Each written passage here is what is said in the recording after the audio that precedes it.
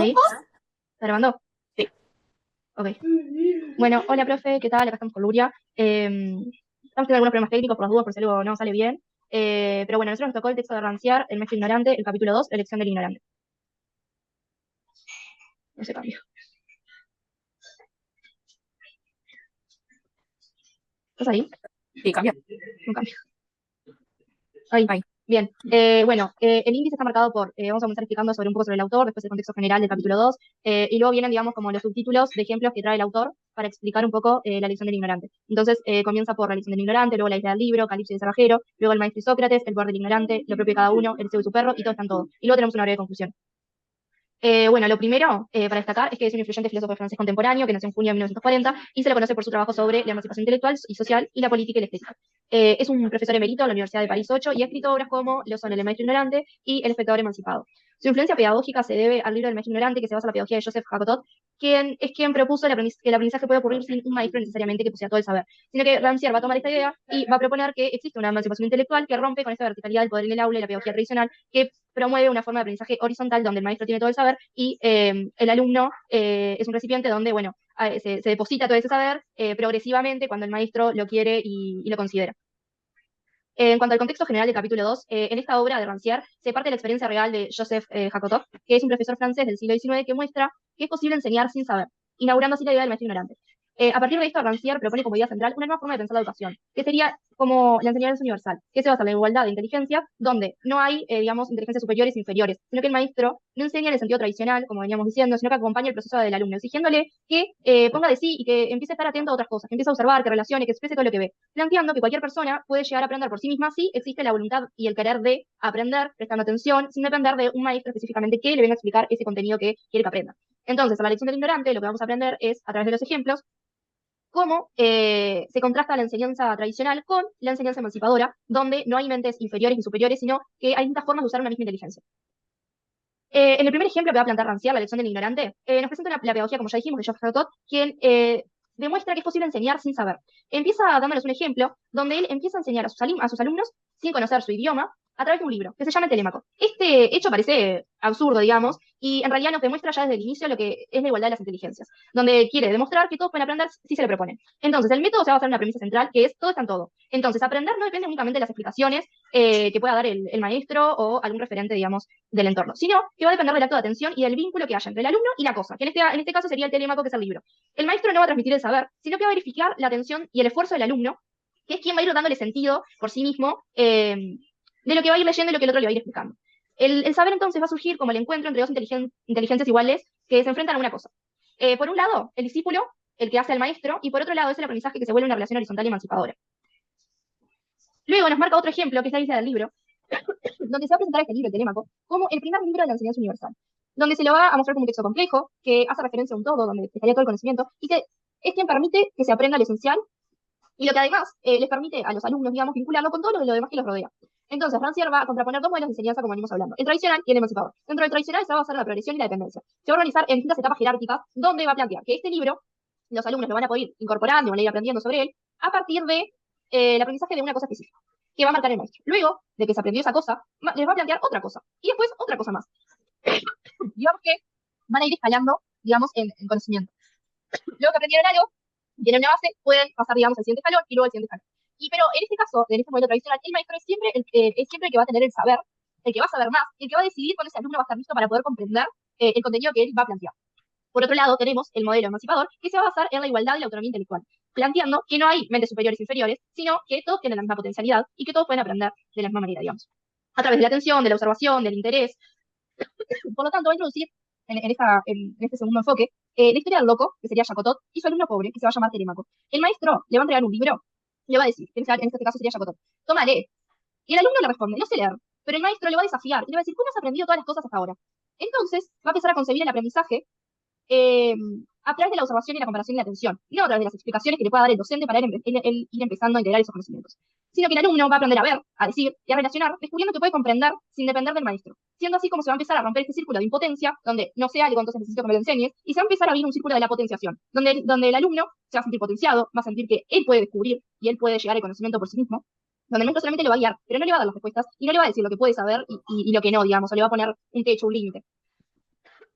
Luego nos va a plantear otro ejemplo que él menciona como Calipso y el cerrajero. En este ejemplo, venimos a la misma línea. El cerrajero es digamos, una persona analfabeta que no sabe leer, pero aprende observando y comparando. Por ejemplo, cuando le dice, lee acá, ¿qué dice acá Calipso? Entonces él empieza a reconocer las letras a través de las formas que él conoce de su oficio como cerrajero. Por lo que él va a empezar a mencionar eh,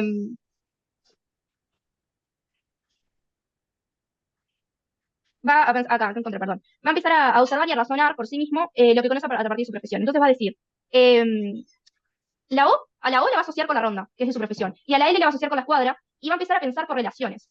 Entonces, al empezar a comparar las letras con, digamos, objetos, cosas que conoce de su oficio, va a empezar a reconocer y va a empezar a integrar el conocimiento. Por lo tanto, acá Rancière lo que quiere demostrar es que todas las formas de pensamiento surgen de la misma inteligencia humana, que no hay inteligencia para los sabios y otra para los ignorantes, sino que todos pueden acceder al pensamiento y a la inteligencia. Lo que los diferencia uno de otros no es la capacidad, sino que va a ser el grado de atención y la voluntad que apliquen al aprendizaje y al querer aprender. Por lo tanto, una cita del libro es, no es el procedimiento el que emancipa o atonta, es el principio. El problema no va a ser el método, sino que va a ser que unos pueden pensar y que otros no. Y que a unos se les abre esta puerta de poder relacionarlo con, digamos, cosas cotidianas cercanas a ellos, y que a otros no, que se les va a dar, digamos, como en la enseñanza tradicional, tienes que aprender esto, y si no puedes aprender esto, entonces formas parte de la inteligencia inferior, digamos, y no de la superior. Por lo tanto, va a plantear que la verdadera emancipación ocurre cuando el sujeto descubre que puede aprender sin depender de otro. En este sentido, el cerrajero va a encarnar esta potenciación, digamos, que empiezan a plantear del individuo como un autodidacta, que puede empezar a comprender el entorno por las relaciones que puede ir haciendo con sus vivencias, y no por explicaciones que le pueda dar un maestro que son cerradas, que son absolutas y que no permiten, digamos, la reflexión, la introspección propia. Luego, va a plantear otro ejemplo, que es el maestro y Sócrates. Entonces, en este ejemplo, va a utilizar la figura de Sócrates para contrastar el método explicador con el método emancipador. Aunque Sócrates pareciera que promueve el descubrimiento del saber propio del alumno, que en realidad intenta potenciarlo, detrás de esto, él sigue pensando que hay una relación de dependencia entre el alumno y el maestro y el docente, y que sin la guía del maestro no va a poder avanzar ese alumno. Por lo tanto, una cita que hay en el libro es: la demostración de su saber es al mismo tiempo la de su impotencia. No cambiará nunca solo. Por lo tanto, para Rancière, el socratismo sigue siendo una forma de atontamiento, porque refuerza la idea de que el alumno necesita ser guiado, que necesita de un otro. Pero en cambio, el maestro ignorante no enseña para instruir, sino que provoca el pensamiento, a través de preguntas que no van a llevar al alumno a hacer una respuesta correcta y precisa, sino que va a hacerlo pensar y va a hacer que él pueda comprobar a través de su atención cuál sería la respuesta, cuál no, quizá encontrar una respuesta y después darse cuenta que había otra. Por lo tanto, la emancipación va a radicar en que el alumno va a reconocer su propio poder de comprender sin depender de una autoridad de saber, que en este caso sería el maestro. Y por último, perdón, por último no. Y luego hay otro ejemplo en el que nos plantea el poder del ignorante. Entonces, plantea que el maestro ignorante no necesita poseer conocimientos previos, sino que su tarea va a ser verificar la atención y la constancia de ese alumno. Por ejemplo, da un ejemplo de cómo una madre le enseña a su hijo a leer y puede juzgar si hay atención, aunque no comprenda el contenido del texto. Entonces, esta madre, a través de cosas cotidianas y mostrando algunos objetos, empieza a enseñarle a ese hijo a leer a través de lo que él conoce, haciendo asociaciones.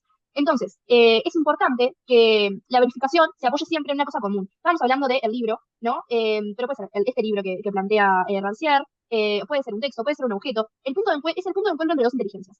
Por lo que y hay una cita del texto que plantea: por lo que la materialidad del libro pone a dos espíritus a una distancia que los mantiene como iguales. La cosa es el puente que une sin jerarquizar. Por lo tanto, el maestro ignorante exige que el alumno muestre lo que ha hecho y cómo lo ha ido comprendiendo, fortaleciendo así su propia autonomía. Por lo tanto, el principio emancipador afirma que no existe jerarquías intelectuales, sino que todos los hombres pueden pensar si se lo proponen y ejercitar su atención. La tarea del maestro es poder mantener vivo el movimiento de búsqueda y no dar respuesta. Después, por otro lado, habla de lo propio de cada uno, empieza hablando sobre que las personas poseen la misma inteligencia para todos, o sea, que no hay una inteligencia superior o inferior, que no hay una inteligencia para los sabios y para los que son, digamos, para los que piensan y los que hacen. Critica esta idea de Platón, que Platón decía que cada persona debía limitarse al hacer lo que le es propio. Por ejemplo, si yo nací de un sabio, me tengo que limitar a pensar, no puedo hacer, no sé, un zapato. Y pone el ejemplo del zapatero, que un zapatero nació para hacer un zapato, o sea, está encasillado en un zapatero hace un zapato, un campesino cultiva, un carpintero hace muebles, no hay nada que una relación entre un filósofo y un carpintero, porque no, para él son saberes distintos, son inteligencias distintas. ¿Qué es lo que Rancière critica sobre Platón? Dice que esta manera, esta forma, es una opresión intelectual porque impide que, digamos, los zapateros, los cultivadores, los carpinteros, los obreros, piensen sobre sí mismos, o sea, piensen en cómo ellos funcionan en la sociedad. Y por otro lado, también plantea el verdadero progreso, que no está en crear jerarquías del saber, sino que cada persona use la inteligencia para comprender lo que hace, observar, mirar y compararlo y mejorarlo, digamos. Pasamos a la diapo. Después, en un punto, habla de la época del progreso, habla sobre la creación de los enciclopedistas, que decían que el conocimiento era accesible para todos, aunque después hubo una contradicción, pero en sí se trataba de que todas las personas, incluso los campesinos, todos pensaban. Es decir, que el que habla ya está usando gramática, lógica, el que actúa tiene principios morales sociales, el que incluso apenas convive con otros, tiene nociones físicas, cálculos, historia. Es por eso que es imposible que un zapatero solo haga zapatos, porque también piensa en los materiales que precisa, la cantidad que precisa, no sé, las medidas que tiene, el cálculo que debe hacer con el talle de una persona u otra. Y bueno, de eso un poco habla de que todos pensamos, de que todos piensan, no tienen por qué ser filósofos o obreros.